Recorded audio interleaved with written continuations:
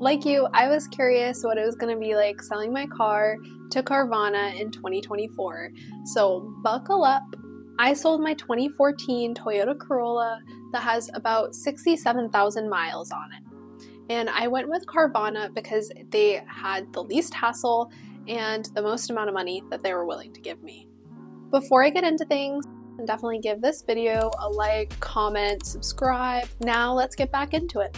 The reason that I'm selling my car is because in a few months I'm going to be moving across the country. I didn't think it was worth keeping my second car around when I don't use it all the time. I definitely love it. It runs fantastic. It has never caused any problems.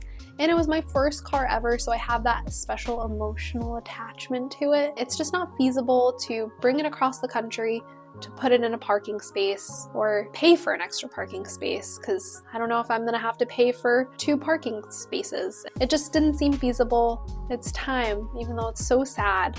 And I like to think that it's going to somebody who will love the car just as much as I did. Maybe somebody's first car out there. If you see a black Toyota Corolla, could be mine, but you know, there's a million of those. I got the Corolla back in 2018, so I've almost had it for 5 years. It only cost $8,000. I actually got it from Facebook Marketplace, which is definitely a viable place to sell your car.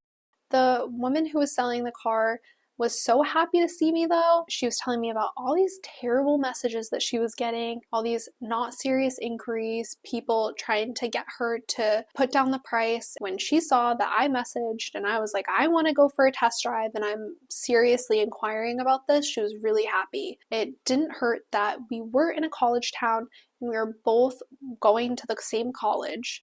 So I think that's probably why there's a level of trust there. I would say if you are going to go the Facebook Marketplace route, I would be worried just a little, just be a little cautious, because you're going to have people going to test drive your car and they're not insured on your car. Just need to watch out for scams too. It's a little bit more worrying that you have to deal with. And also the amount of time. You need to spend time looking at the messages, seeing who responds to you, and it can take a little while. It's a lot of elbow grease. Could work out. I do think I could have gotten a higher price if I did use Facebook Marketplace, but I don't think it was worth it in my specific circumstance. All right, let's get into the specific process of what I did to sell my car to Carvana. I filled out a form with lots of details and received a quote immediately that was good for about 7 days.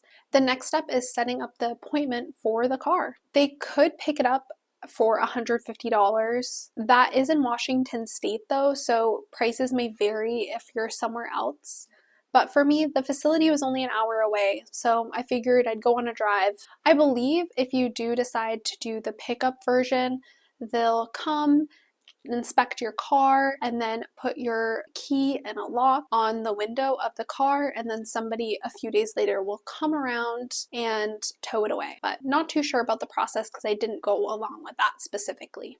The next thing was just filling out some paperwork, some bank information the day beforehand, and making sure that I have my title, registration, license, the basics. When I went, it was a Saturday and the parking lot was completely empty. There were just a few cars. I walked on in. The employees were really nice, super helpful. They went and inspected the car, and that was the thing that took the most time, probably about 5 minutes. They told me that it would take a few days to process the payment and that the money would be routed to me and I'm free to go. So probably took about 10 minutes to sell my car. It was kind of unbelievable. The number that they provided over the email was actually the number that I received for the car. They are not going to try to haggle you, get you down in price. They didn't ding my car for scratches.